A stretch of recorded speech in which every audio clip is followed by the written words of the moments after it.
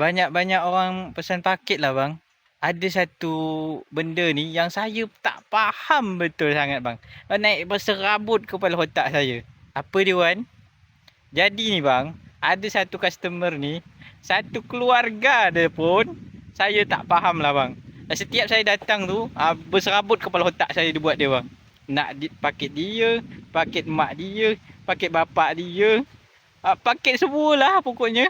Yang ada dalam satu rumah tu, berserabut kepala saya bang. Dia cakap dia gini, kalau ini paket anak dia lah kan, saya datang anak dia tak ada kat rumah.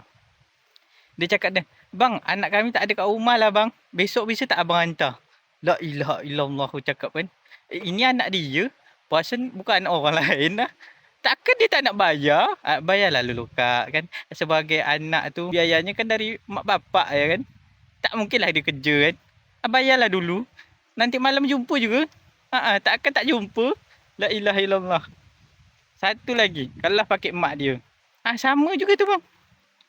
Nanti ajalah bang, mak kami tak ada kat rumah. La ilaha illallah. Itu mak dia, bukan mak orang lain. Bayarlah dulu. Tak usahlah tunggu-tunggu mak kau balik. Penat aku nunggu dia. Awak hantar yang lain lagi.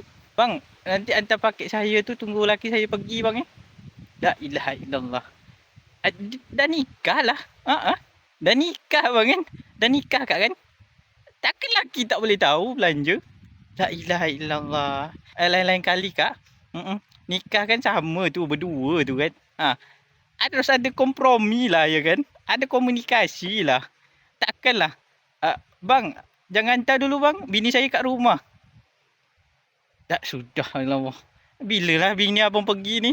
Kau tak nak pergi, biar saya suruh pergi dulu, biar saya hantar paket. Ya kak, nunggu dah lama, petang hari nak naik malam lagi kerja macam ni.